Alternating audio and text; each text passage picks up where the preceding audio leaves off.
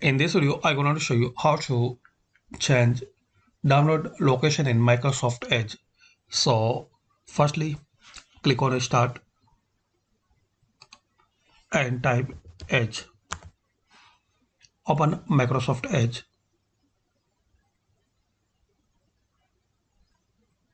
Now click on these three dots.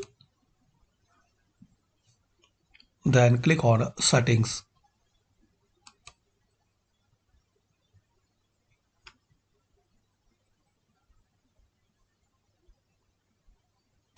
Now click on Downloads. Here you will see option to change download location. So click on Change. Now select your desired location where you want to save file, like desktop, downloads or documents. I will select downloads folder, then click on select folder. So like this you can change download location in Microsoft Edge. And also you can set ask me what to do with each download. Always ask me if I want to save a file or open it without saving.